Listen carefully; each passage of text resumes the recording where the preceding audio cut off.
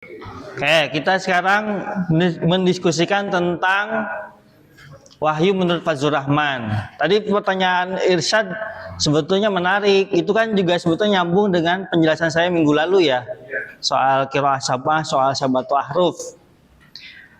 Nah, saya pribadi kan saya sudah jelas, saya sudah mendeklar ya bahwa saya pribadi meyakini bahwa apa yang disampaikan oleh Nabi dalam konteks sabatu ahruf itu semuanya dari Allah Subhanahu wa taala, meskipun qiraahnya itu berbeda-beda. Makanya saya di minggu lalu menjelaskan walaqad yassarnal qur'ana lidzikri, itu ya Allah Subhanahu wa taala memudahkan para sahabat pada waktu itu untuk menjadikan Al-Qur'an sebagai zikir, sehingga dia Al-Qur'an itu menyetubuh, menginternalisasi dengan bahasa, dengan segala sesuatunya lah, sehingga dia menjadi sangat dekat bagi para sahabat begitu. Meskipun kalau tadi bahasanya Fazlur Rahman misalnya apa tadi istilahnya tuh akustik ya, akustik wordnya itu berbeda-beda, tetapi pada hakikatnya kalau saya meyakini semuanya sama, semuanya bersumber dari Allah Subhanahu wa taala gitu. Nah, sekarang kita mau ngejelasin ini soal soal inspirasinya Fazlur Rahman dari Ibnu Sina dan Al-Farabi. Jadi gini, ini ibaratnya nih ya, ini adalah wahyu ya, al-wahyu. Nah, wahyu itu kan dari Allah nih, al-wahyu nih. Kemudian ada istilahnya tuh al-aqlu al-fa'al, akal aktif. Nah, akal aktif ini bagi para filsuf adalah malaikat Jibril ini ya. Ini yang menurut saya miss dari Fazlur Rahman ya. Ini satu hal nih. Ini wahyu kalamullah, akal aktif. Akal aktif itu adalah malaikat Jibril. Nah, posisi Nabi itu di mana sebetulnya? Nah, di sini sebetulnya. Jadi bagi para filsuf, akal itu punya hierarki. Hierarki itu artinya levelnya berbeda-beda. Ada 4 level. Satu ada al-aqlu bil quwwah. Ini level pertama nih, level paling rendah. Nih ya. Level kedua al-aqlu bil malakah. Level ketiga al-aqlu bil fi'li. Yang level keempat al-aqlu al-mustafad. Nah, ini. Jadi manusia itu akal itu dalam konteks manusia itu ada level-levelnya. Level pertama al-aqlu bil quwwah atau al-aqlu gimana bahasa Ibnu Sina ya, saya lupa. Pokoknya ini aja lah pakainya al-aqlu bil quwwah, potensi akal. Jadi setiap manusia itu kan, kita nih semua manusia, kita manusia kan ya, punya potensi akal gitu. Punya potensi untuk berpikir. Itu level pertama tuh. Masih kosong tapi cuma potensi doang gitu. RAM-nya masih kosong. Nah, al-aqlu bil malakah, dia sudah tahu basic knowledge. Basic logic lah. Basic logic and basic knowledge. Oh, dia udah ngerti bahwa sudah keisi nih gitu. Tetapi tidak aktif.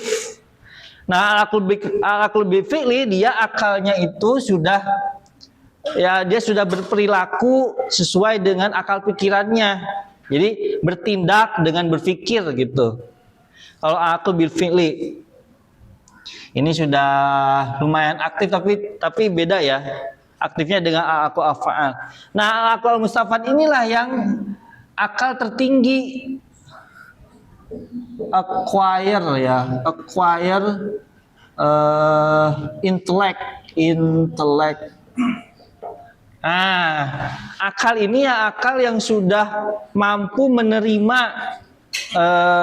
menerima dan juga sudah pada level tertinggi itu kalau dalam bahasa saya sudah selain dia acquire knowledge, tetapi dia juga mustafad, itu artinya bisa juga diartikan sebagai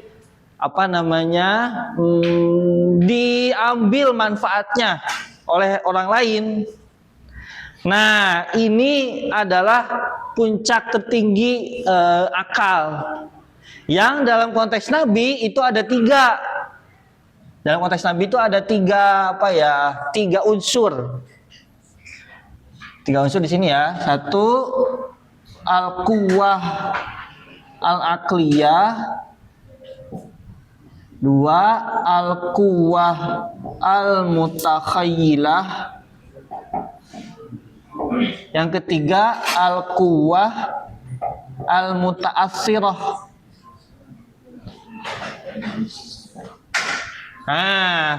Jadi punya rational power, punya imaginative power, and punya the effective power. Jadi selain kekuatan rasional, kekuatan imajinatif, dan juga punya kekuatan efektif yang diterjemahkan berbeda-beda gitu. Nah, makin bingung apa makin gak bingung? Oke. Nah, di sini Nabi dengan tiga kekuatan ini nyambung ke sini, nyambung ke nyambung ke al-aql al-fa'al yang menjadi perantara daripada wahyu. Nah, sebetulnya yang saya pahami dari Ibnu Sina dan Al-Farabi itu mereka tidak menafikan malaikat Jibril. Tidak menafikan sama sekali. Tetapi kenapa kemudian itu yang perlu kita kritisi ya. Kenapa kemudian Fazlur Rahman seolah-olah menganggap malaikat Jibril itu tidak ada gitu. Padahal dalam konteks teologi kita sebagai muslim ya peran malaikat Jibril itu ya disebut juga dalam Al-Qur'an kan. Gitu. Jadi ya itu. Gitu kira-kira. Nah itu. Ada pertanyaan nggak, teman-teman?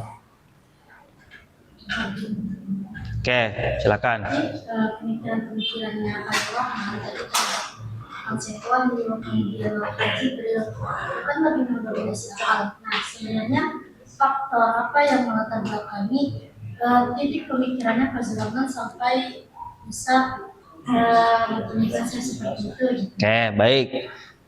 Sebetulnya pernah saya singgung juga kayaknya 2 minggu lalu deh, kayaknya ya. Tadi juga kan disinggung terus orientalis itu gimana nih? Apakah ada argumentasi orientalis apa segala macam gitu ya terkait dengan Al-Quran ini gitu. Kalau saya memahaminya bahwa Fazlur Rahman itu meyakini tadi di buku juga dijelaskan dualitas Al-Quran. Ketika wahyu itu masih ada di tahap tahap metafisik. Metafisik itu artinya di luar indera ya, di luar panca indera kita, itu adalah wahyu Allah gitu. Tetapi ketika sudah keluar dari mulut Nabi, itu sudah menjadi sesuatu yang historis. Jadi nggak tahu ya, mungkin saya boleh bilang bagi Rahman, Al-Quran yang berbahasa Arab itu sudah menjadi produk Nabi gitu, yang historis gitu. Nah itu.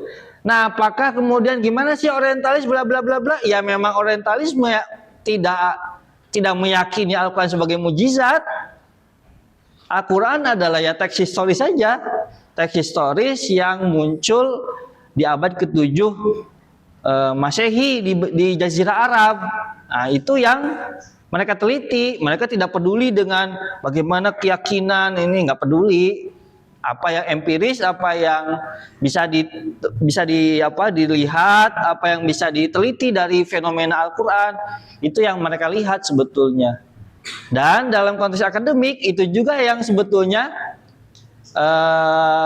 perlu kita dalam konteks akademik itu juga sebetulnya yang perlu kita tahu juga gitu. Perlu kita kita perlu punya kesadaran juga ke arah situ gitu. Nah gitu. Nah, itu ya. Paham nggak? Apa nggak paham? Oke, baik. Sekarang ini aja deh. Ini. Saya juga udah jelasin ini belum ya, lupa. Saya gini ya. Ada pertanyaan lagi nggak dari situ? Ya. Yang itu, yang definisinya si Fazlul. Kenapa dia buat teori itu? Kan itu kan lebih kayak kalau di sampai yang penafsiran sebelumnya lebih ke konteks historis biar relevan sama zaman saat itu kan. Maksudnya Ya. kan itu sama kayak tafsir kontekstual, maksudnya para penafsir modern juga kepikirannya biar seperti itu gitu. Kenapa Fazlul itu memutusin teori ini dan tujuannya itu buat apa? Oke. Yang double movementnya ya, double movementnya Fazlur Rahman. Oke. Karena tadi itu, karena menurut Rahman, kalau yang saya jelaskan 2 minggu lalu adalah bahwa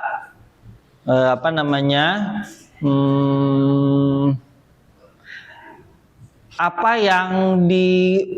yang menjadi kegelisahan para sarjana modern termasuk Fazlur Rahman adalah cara umat muslim memahami dan menafsirkan Al-Qur'an, menafsirkan Al-Qur'an.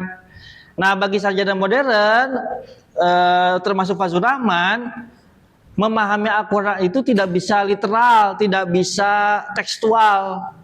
Itu. Jadi misalnya kan di situ dicontohin. Misalnya ayat tentang riba misalnya. Gimana ayat tentang riba? Wa ahallallahu bai'a wa harrama riba misalnya, wa ahallallahu bai'a misalnya ya, wa harrama riba, dan seterusnya ya, banyak kan ayatnya ya. Nah, bagi Fazlur Rahman kan kemudian ini ayat tentang riba itu seringkali diterjemahkan begitu saja untuk tidak misalnya bunga bank haram misalnya. Nah, kita sebagai muslim kan sepakat bahwa riba itu haram. Tetapi apakah bunga bank termasuk riba atau tidak? Nah, itu yang diperdebatkan oleh para ulama. Nah, bagi Rahman, cara memahami Al-Quran itu tidak atau misalnya contoh lain, ini satu contoh ya. Atau misalnya tentang potong tangan. Misalnya ya, tentang potong tangan. Nah, apakah potong tangan itu harus dilaksanakan atau tidak? Nah, bagi Rahman, ada yang disebut dengan 2 hal ya. Jadi seluruh apa yang Al-Quran ya, Al-Quran, seluruh apa yang ada di dalam Al-Quran itu harus, ketika seorang penafsir ingin memahami Al-Quran, dia harus punya istilahnya Rahman rasio legis.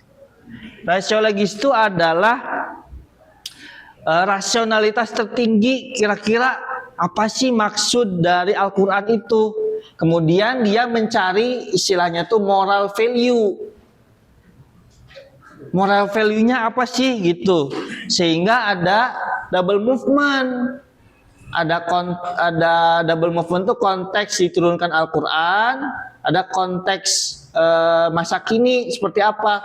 Dicari moral value-nya, kira-kira moral value di konteks masa Quran turun itu seperti apa, moral value di konteks masa kini itu seperti apa. Itu yang menjadi kegelisahannya. Jadi misalnya ketika riba, riba itu konteksnya adalah, moral value-nya adalah misalnya ini, larangan Al-Quran untuk misalnya mengeksploitasi kaum lemah.